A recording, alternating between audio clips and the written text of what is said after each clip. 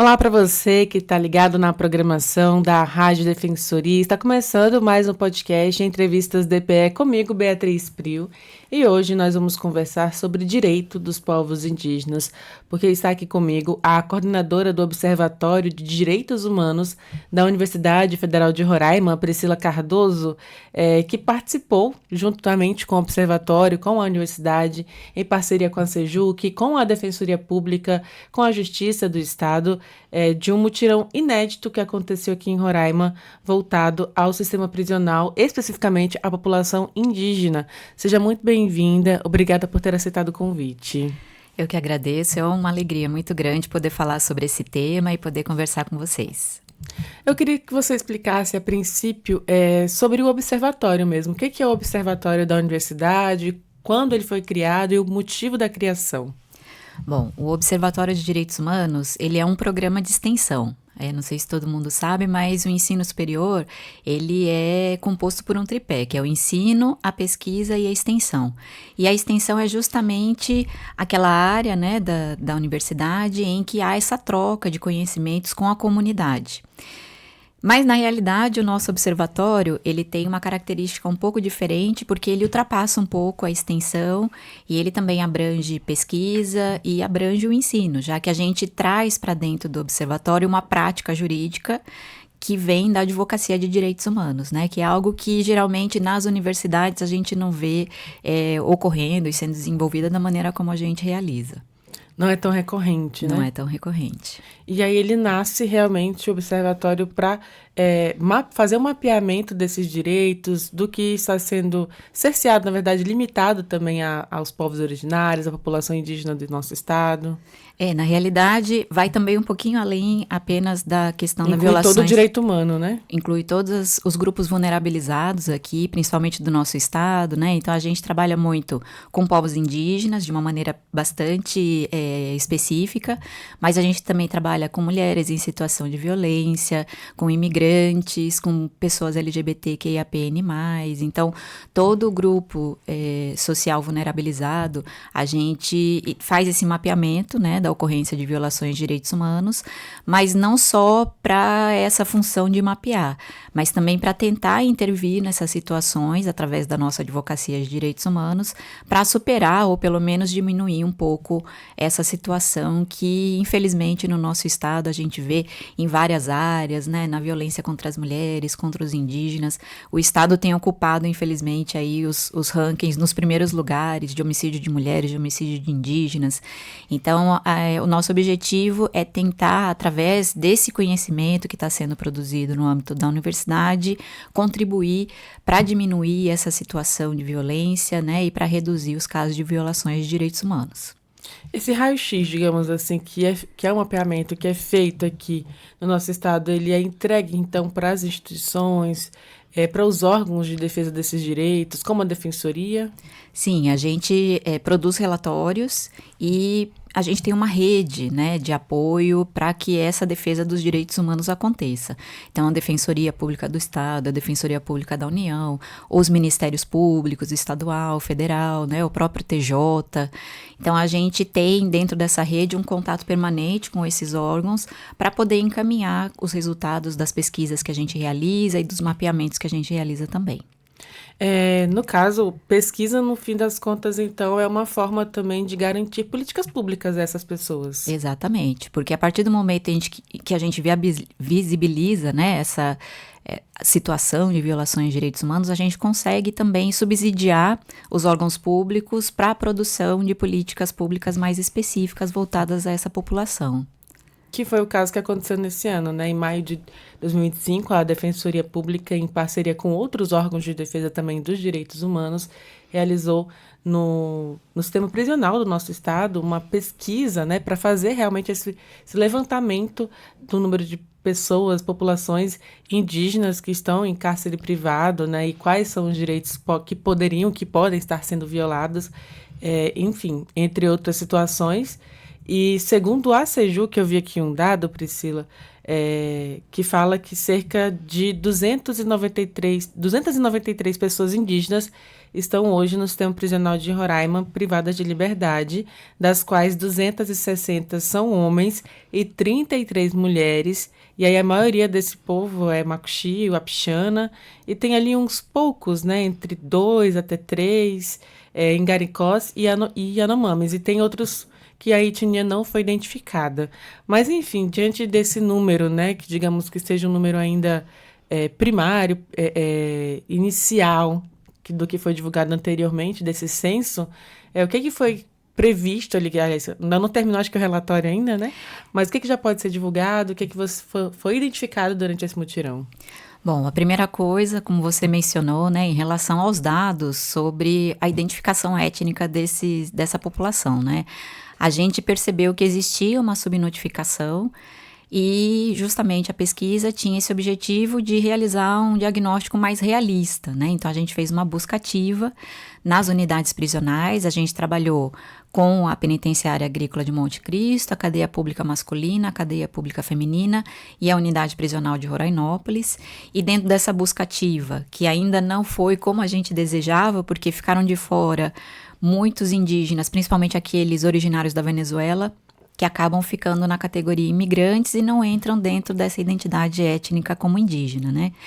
Então, a gente conseguiu fazer um levantamento através de uma busca ativa, em que a gente alcançou um número um pouquinho maior que esse, né? A gente chegou a 325 indígenas, que foram todos entrevistados por nós, juntamente com a Defensoria Pública do Estado, para que a gente identificasse, através de um formulário que foi elaborado conjuntamente pelo TJ, Defensoria Pública do Estado e a Universidade Federal, identificar se os direitos previstos na legislação para as pessoas indígenas que são acusadas, réis ou condenadas, né, à privação de liberdade, se estavam sendo efetivamente cumpridos, né, dentro do nosso sistema prisional. E qual é o impacto mesmo das instituições públicas também, aliás, dessa parceria, dessa soma de trabalho mesmo entre a Defensoria, Ministério Público, Tribunal de Justiça e Observatório? Qual é o impacto que isso tem realmente para o Estado e principalmente para essas pessoas, né, para as populações indígenas? Bom, eu acredito que esse formato de ser um mutirão interinstitucional, que é o que dá esse ineditismo, né, para o nosso mutirão, ele traz justamente a possibilidade de criar uma rede de parceria entre essas instituições. Cada uma tem uma função, né, diferente. A gente sabe que a universidade tem esse papel importante na pesquisa, a Defensoria Pública na assistência jurídica, o TJ, né, em realizar julgamentos que sejam mais justos para esses povos. Então, quando a gente articula todas essas instituições, a gente consegue alcançar resultados mais efetivos, tanto criando uma conscientização maior sobre o direito dessa população para todas essas instituições, como também trazendo resultados mais efetivos que podem, inclusive, subsidiar as políticas públicas a partir de outros órgãos, né? A própria Sejuc, que também faz parte do mutirão, e outros órgãos do governo do estado, do município e do governo federal também. E vale lembrar também que o nosso estado ele tem, proporcionalmente, né, o maior número de pessoas indígenas em comparação ao número de habitantes também. E esse número, essa população, né, expressiva aqui no nosso estado, ela, então, impulsionou também trazer de forma inédita esse mutirão, porque é o primeiro realizado no país, certo? Exatamente.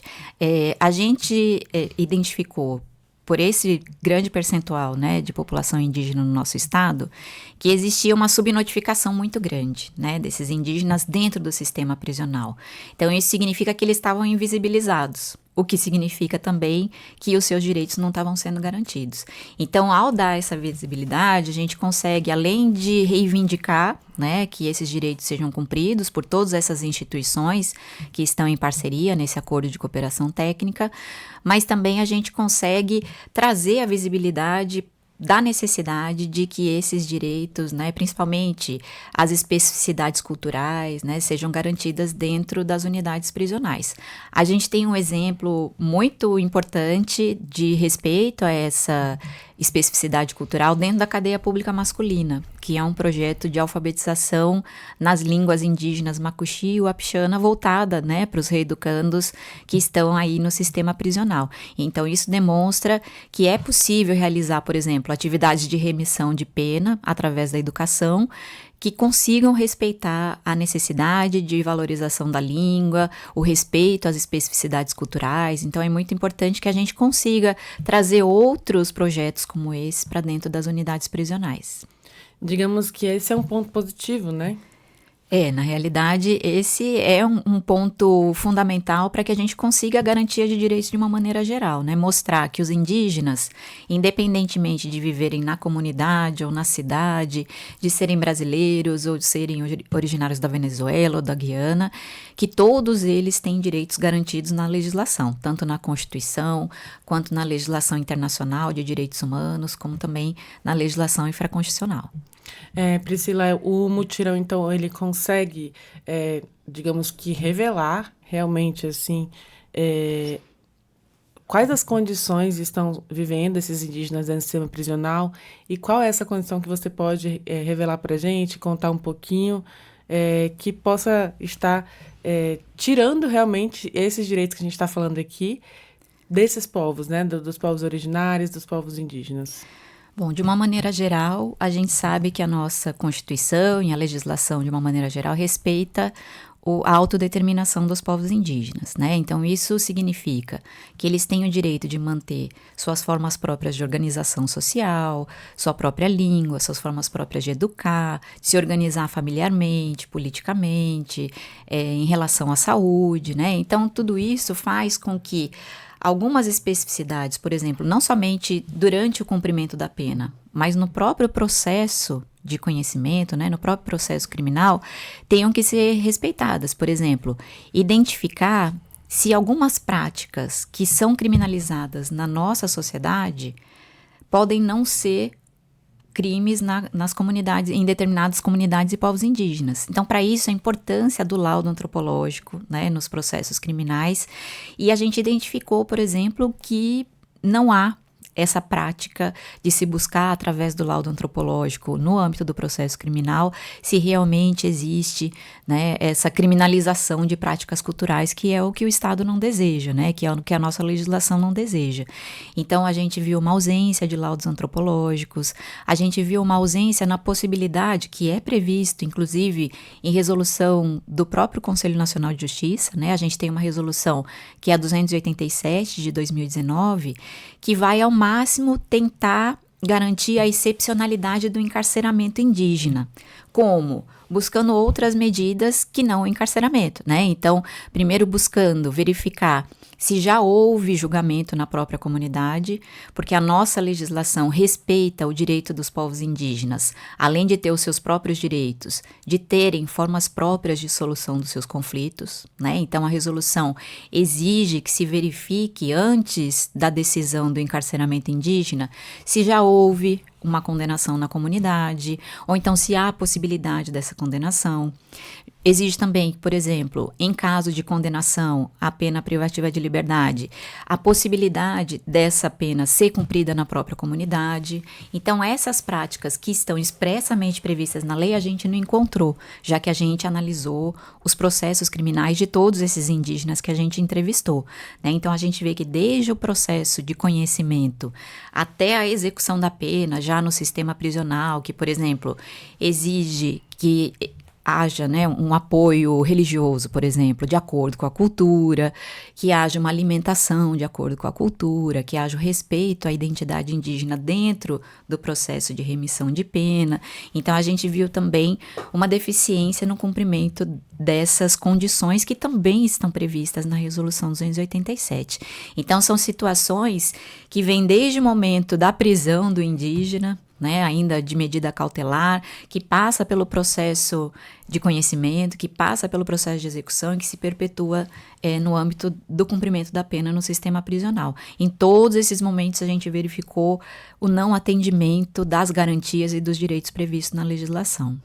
Existe algum exemplo que você pode citar agora de algum crime, como você citou, que até me me perguntando aqui para a população que está ouvindo e assistindo a gente entender melhor. Algum crime que possa ser crime para a gente, né? Digamos que na sociedade não indígena, e que não é crime dentro das comunidades? Bom, tem um caso muito polêmico, né? Que pra gente, por exemplo, o estupro de vulnerável. Pra gente, manter relações sexuais com mulheres, né, meninas, de 14 anos ou menos, é considerado estupro de vulnerável, independentemente de existir consentimento ou não, né, dessa vítima.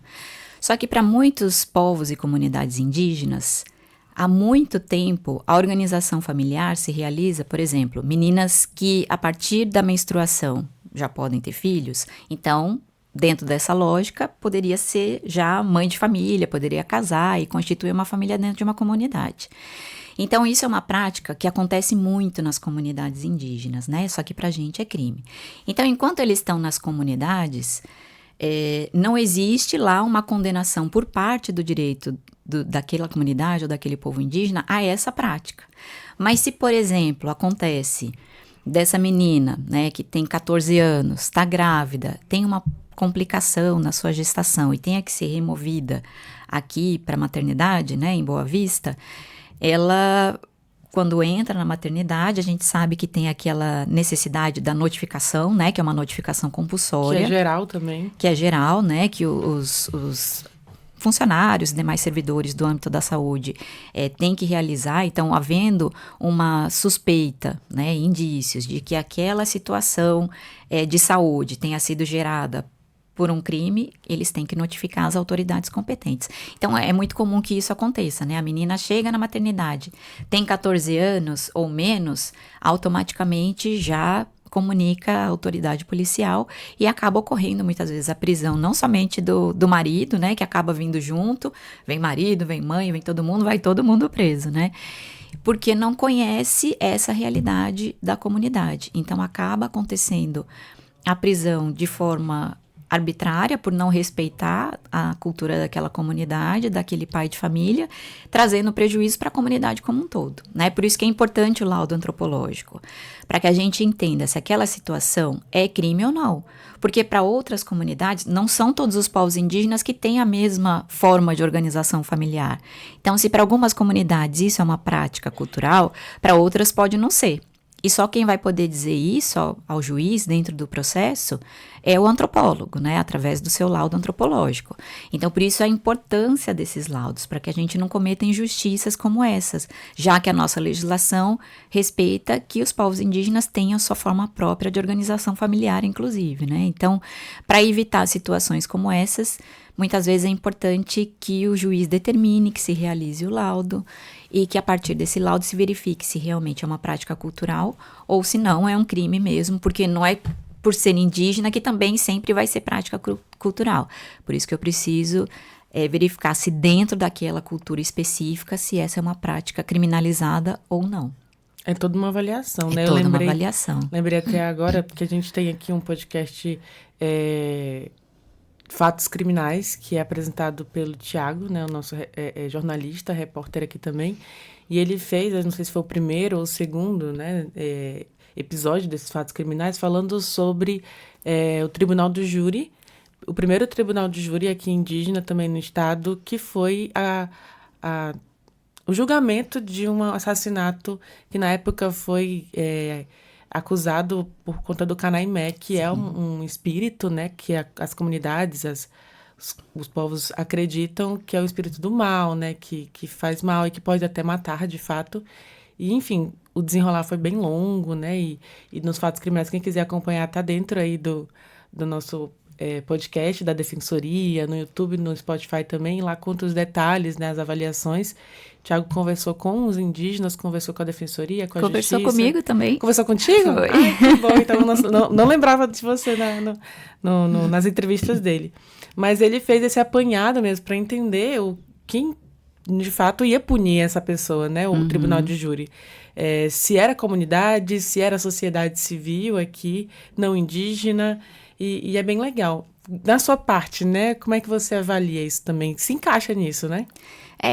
O que eu penso em relação a esse tribunal do júri é que foi uma tentativa, né, importante de aproximar o judiciário dos povos indígenas e dos sistemas jurídicos desses povos, mas ainda acredito que para que a gente cumpra efetivamente o que estabelece a Constituição e toda a legislação, que se deva deixar a esses povos que resolvam da maneira, né, como eles costumam resolver através dos seus direitos e dos seus sistemas de justiça próprios, né? Eu acho que essa é a melhor maneira de se realizar efetivamente a autodeterminação dos povos indígenas.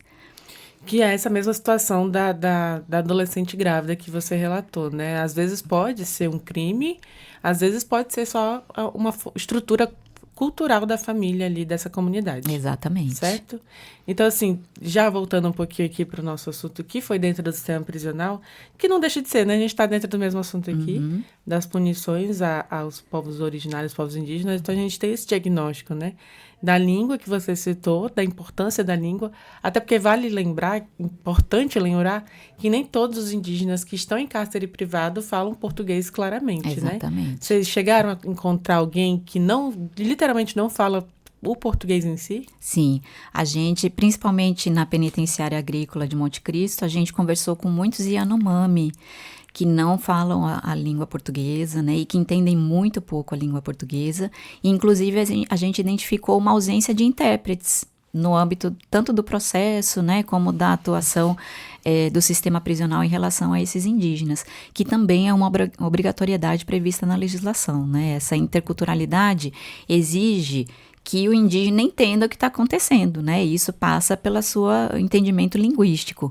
Então, é importante sempre ter um tradutor, intérprete disponível para esses casos em que o indígena, ainda que compreenda alguma coisa, não tenha fluência na língua portuguesa. Priscila, além dessa questão da língua e também do diagnóstico antropológico desse especialista, quais as outras violações de direitos foram levantadas e vocês conseguiram identificar durante esse mutirão também? Então, a gente verificou situações, né, como essa, em que não se respeitava, por exemplo, a existência de condenações já na comunidade, né? Então, muitos casos em que já havia sido realizada uma solução do conflito, né, uma punição daquele crime na comunidade, mas isso não tinha chegado ao processo.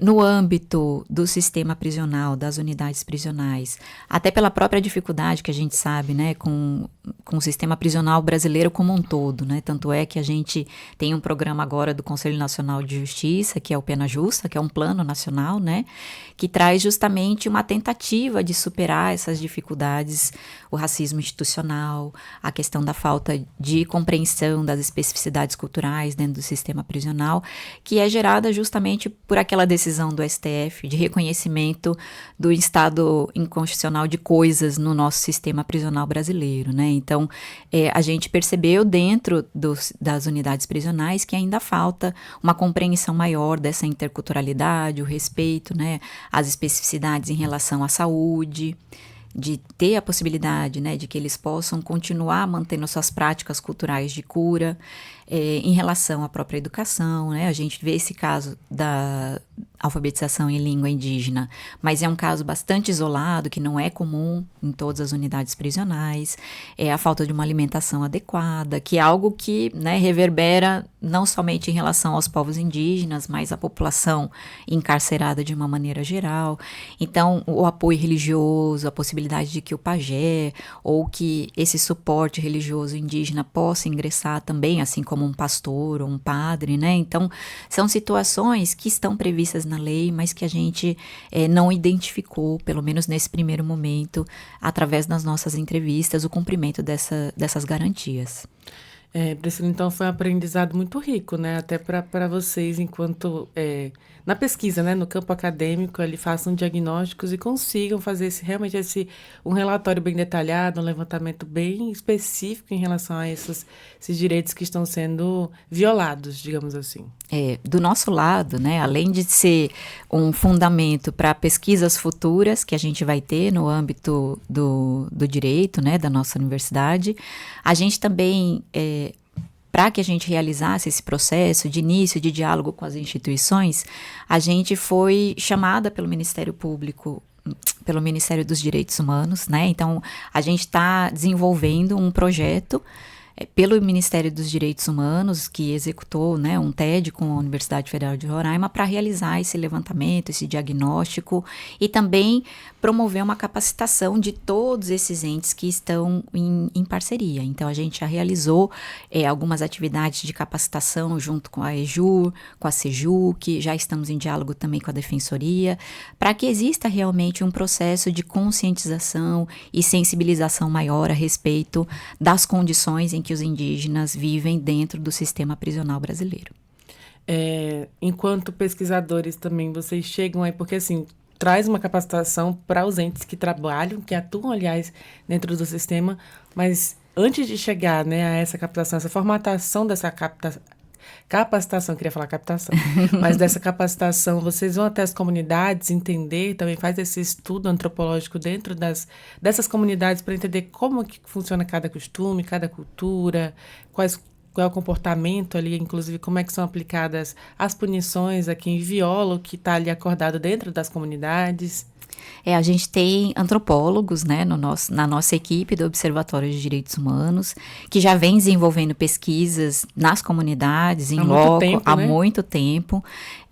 O próprio Observatório de Direitos Humanos faz uma assessoria jurídica permanente a muitos povos indígenas, né, nas comunidades. Então, a gente já tem esse conhecimento prévio sobre essas condições específicas, culturais, nas comunidades indígenas. Então, isso ajuda muito nesse processo de capacitação também sobre a questão do sistema prisional, né? Então, o conhecimento da realidade dos diversos povos indígenas aqui de Roraima é muito importante para que a gente possa trazer, né, esse conhecimento jurídico aliado a um conhecimento antropológico. Eu acho que é indispensável, né, esse conhecimento. Priscila, a gente falou um pouquinho sobre os direitos de forma geral, né, às pessoas privadas de liberdade, aos indígenas privados de liberdade, incluindo homens e mulheres, mas existem direitos específicos também voltados às mulheres que estão em sistema prisional, que foram identificados dentro da cadeia pública feminina? Existem sim. Existem determinados direitos, né, que se referem à própria questão da maternidade, né? Então, o processo de gestação, de maternidade. A gente sabe que as mulheres têm condições específicas que devem ser cumpridas. A gente tem toda uma legislação, né, que trata também dessa questão das mulheres em situação de privação de liberdade. E quando se trata de mulheres indígenas, esses direitos também devem observar as suas especificidades culturais nesses momentos, né? Também de gestação, maternidade e todo esse processo que envolve as especificidades das mulheres. Você chegou a conversar com as mulheres dentro da cadeia pública feminina ou foi uma outra equipe, um outro grupo? Não, fomos nós mesmos. A gente entrevistou, foram 16 mulheres que entrevistamos, né, entre as indígenas que estão na cadeia pública feminina.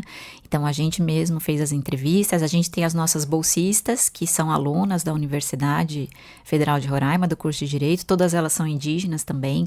Então, para elas foi muito importante ter o contato com essa realidade prisional que elas não tinham e compreender, né, a importância dessa interculturalidade entre os conhecimentos que elas trazem das comunidades e os conhecimentos jurídicos. Então, tem sido um processo muito importante de formação, inclusive da nossa equipe, né? Nossa, isso é muito bacana, porque a gente lembra do Inxiquirã, né? Uhum. Que abre portas mesmo para acadêmicos de comunidades conseguirem fazer um vestibular específico para adentrar, para serem inseridos dentro do sistema educacional de ensino superior da Universidade Federal de Roraima. Não sei se essas bolsistas especificamente passaram por esse processo ou por um vestibular de forma geral, mas a gente lembra aqui da importância de ampliar a educação também para quem vem das comunidades, né? Que a educação dentro de uma comunidade indígena, principalmente agora é um pouco mais diferente, mas para pessoas que já têm a minha idade, que já passaram por todo o processo de educação primária, né? Ali do 1º ao 8º ano, o 9º ano agora, que tem o 9º ano agora, mas que não tiveram uma educação realmente equiparada ao que se tem dentro de uma capital, principalmente para quem talvez estude uma unidade particular, que tem acesso de verdade a várias possibilidades de se preparar para um vestibular, né? Então, a gente tem dentro da universidade esse vestibular específico para os povos indígenas e a gente vem com esses estudantes que saem das comunidades para poder atuar em defesa dos seus próprios direitos fora das comunidades, né? Mas para as comunidades. Elas são esse caso ou não?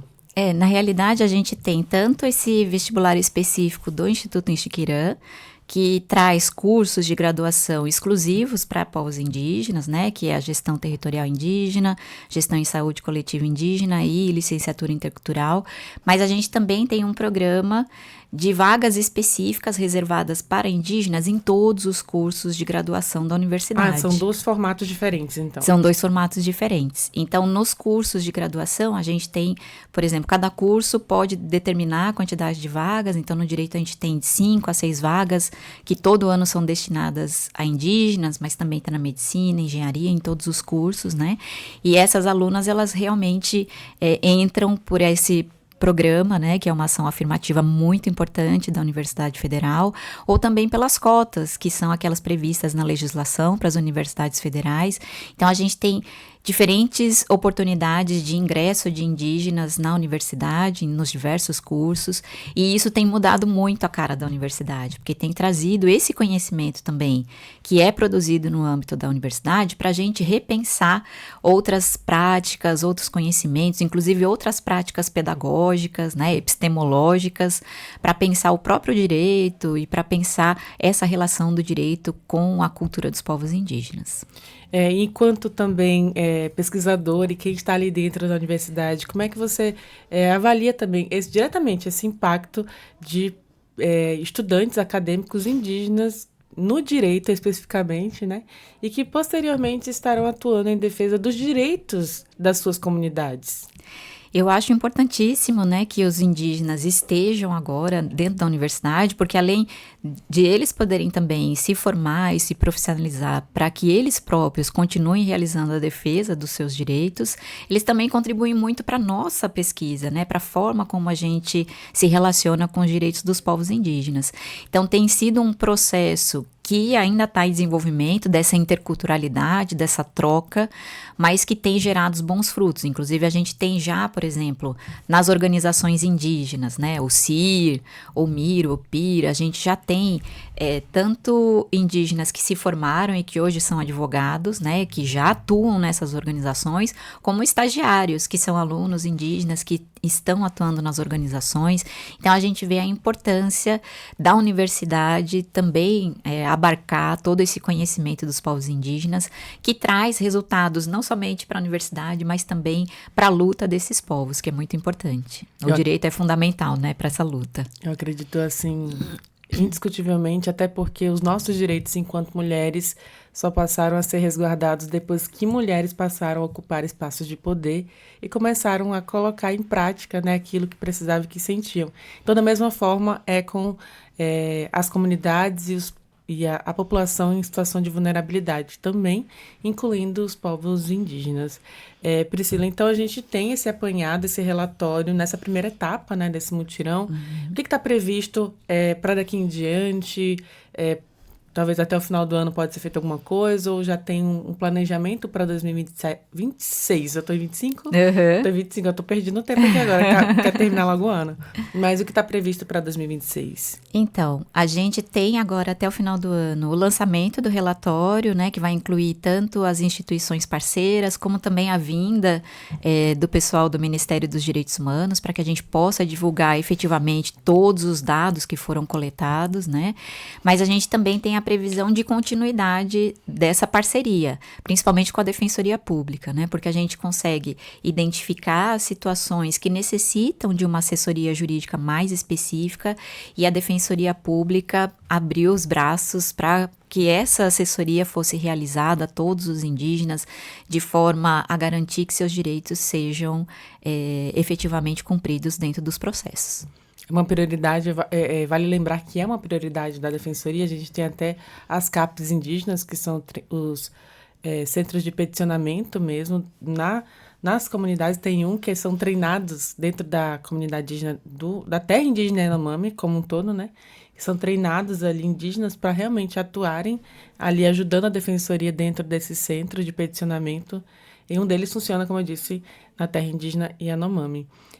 E além de, enfim, vários outros formatos, né, e iniciativas que a defensoria realiza para garantir os direitos das comunidades, dos povos indígenas, dentro e fora das capitais, seja dentro aqui da área urbana de Boa Vista, quanto também na área rural, na área onde estão ali instaladas realmente as comunidades nas terras indígenas, enfim, desse formato. Então, é muito bacana ver essa parceria funcionando, a atuação da defensoria juntamente com os outros órgãos e a universidade que entra com toda essa pesquisa, esse relatório, esse conhecimento realmente acadêmico, né, e de extensão, que é o pesquisa e extensão, ensino, pesquisa e extensão, né, da universidade, que fortalece realmente esses direitos, aliás, a garantia desses direitos e políticas públicas por meio de pesquisa. Priscila, eu queria deixar esse espaço para você talvez fazer uma pontuação ou algo que a gente não tenha comentado que você não quer deixar passar e queira falar, mas assim, já agradeço de antemão a sua disponibilidade de vir aqui conversar conosco e assim, as portas estão abertas sempre, né, para a gente entender um pouquinho melhor desse assunto. Você tem algo para dizer? Eu tenho sim. Primeiro agradecer, né, pela oportunidade de falar um pouquinho sobre esse projeto, mas também deixar abertas as portas da universidade para todas as pessoas que se sintam, né, em situação de violações de direitos humanos. O Observatório de Direitos Humanos também realiza uma assessoria jurídica juntamente com a Defensoria Pública do Estado. Então, a gente está sempre de portas abertas lá na universidade para receber demandas de grupos que se sentem vulnerabilizados, né, que precisam defender os seus direitos, para que a gente consiga realmente diminuir essa realidade tão injusta que a gente vê no nosso estado, né, com tanta violência, e que o nosso estado passe a ser reconhecido como um espaço mais democrático, que acolhe a diversidade, sem xenofobia, sem racismo, sem violência. Então, incluir todos esses grupos, mulheres, pessoas LGBTQIAPN+, indígenas, imigrantes, dentro de um contexto que seja realmente justo, igualitário e democrático. Então é isso. Muito obrigada mais uma vez. Parabéns pelo seu trabalho, pelo trabalho realmente de toda a coordenação ali do observatório realmente da universidade. Então, muito obrigada, parabéns pelo trabalho de vocês e que venham outros relatórios, outras pesquisas para somar realmente com os direitos da população no estado de Roraima. Parabéns. Obrigada, Beatriz. Foi um prazer poder conversar com vocês e poder falar um pouquinho mais sobre o nosso trabalho. Então é isso, obrigada. A gente vai encerrando aqui com a Priscila Cardoso, que é coordenadora do Observatório de Direitos Humanos da Universidade Federal de Roraima, falando sobre tudo isso, né, que você ouviu aqui, dos direitos dos povos indígenas. Mas eu te lembro que você pode ouvir essa e outras entrevistas acessando os canais oficiais da Defensoria Pública de Roraima, no Deezer, no Spotify e também no YouTube. Qualquer dúvida é só digitar @defensoriarr. Muito obrigada pela sua companhia e até o nosso próximo encontro. Tchau, tchau!